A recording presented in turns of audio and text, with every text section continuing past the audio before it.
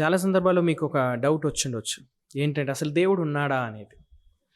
Bible గ్రంథాన్ని మనం పరిశీలించేసినట్లయితే మొదటి అధ్యాయం మొదటి వచనంలోని ఆదికాండంలోని బైబిల్ దేవుడు ఉన్నాడని రుజువుపరచదు కానీ దేవుడు ఉన్నాడు అనే ఒక ఉద్దేశంతోని ఒక ఆలోచనతోని బైబిల్ గ్రంథం ప్రారంభమవుతుంది. అందుకనే ఆదియందు దేవుడు భూమి ఆకాశం సృష్టించిన అనే వాక్యంతోని బైబిల్ ప్రారంభమవుతుంది.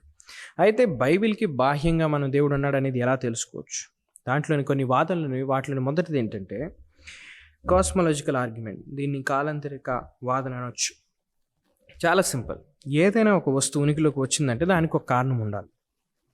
Everything that begins to exist must have a cause. విశ్వంలోని మీరు దేన్నైనా గమనించండి. మీరు ఒక వాచ్ తీసుకోండి. వాచ్ అనేది ఎలా వచ్చింది అని అంటే అది అంతటికి అది రాలేదు, దాన్ని ఎవరో తయారు చేస్తారు. ఇప్పుడు రెడ్మీ వాచ్ ఉంది అనుకోండి, రెడ్మీ వాచ్ని ఎవరో తయారు చేస్తారు. పెన్ను కూడా అంతే. ఒక చిన్న పెన్ను కూడా మనం తీసుకున్నా కానీ పెన్ను అది అంతటికి అది ఆకాశం నుంచి ఊడిపడదు, లేకపోతే అణువుల నుంచి పుట్టుకొని రాదు. దాన్ని ఎవరో సృజించిన వాళ్ళు, క్రియేట్ చేసిన వాళ్ళు ఉన్నారు.